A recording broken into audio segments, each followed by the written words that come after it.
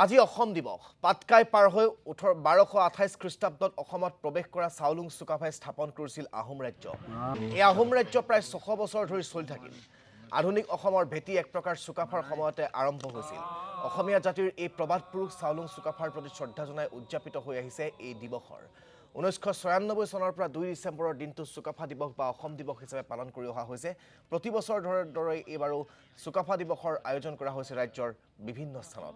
আমি তাৰে কিছু দৃশ্যাংশ আপোনালোকক টেলিভিছনৰ স্ক্ৰীণত এই মুহূৰ্তত দেখুৱাইছোঁ।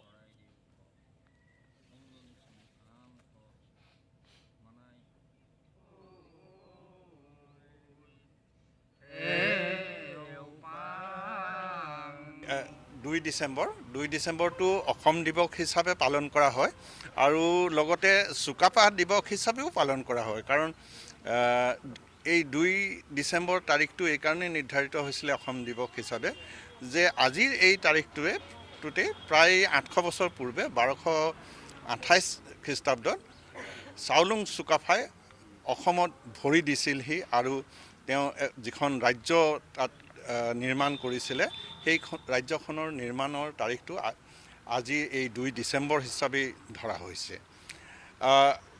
এই তাৰিখটোত অকল চাওলুং চুকাফাকেই সন্মান দিয়া নহয়, এই তাৰিখটো আমাৰ সকলোৰে কাৰণে এইকাৰণেই স্মৰণীয় যে এই তাৰিখটোতে আমি আকৌ সকলোকে এইটো সোঁৱৰাই দিওঁ যে আমি অসম এখন ৰাজ্য আৰু আমি সকলো অসমবাসী এটা জাতি।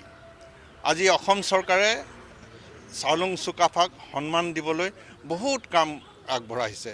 যেনে টিপামত তেখেতৰ 80 ফুটতকৈও ডাঙৰ এটা প্ৰতিমূৰ্তি তৈয়াৰ কৰা হৈছে। ঠিক তেনেকৈ গুৱাহাটীতো এটা প্ৰতিমূৰ্তি তৈয়াৰ কৰা হৈ আছে আৰু কিছুদিনতে সেইটো সম্পূৰ্ণ হ'ব। নাজিৰাতো তেনেকুৱা এটা প্ৰতিমূৰ্তি বনোৱা হৈছে। এই সকলোবিলাকৰ উদ্দেশ্য মাত্ৰ এটাই যে অকল চাওলুং চুকাফাকেই সন্মান দিয়া নহয়, এইটো অসমীয়া জাতিৰ গৌৰৱ আৰু গোটেই অসমীয়া জাতি যাতে একগোট হৈ পেলাই আমি অসমখনক শক্তিশালী সমৃদ্ধিশালী ৰাজ্য হিচাপে গঢ়ি তুলিব পাৰোঁ আৰু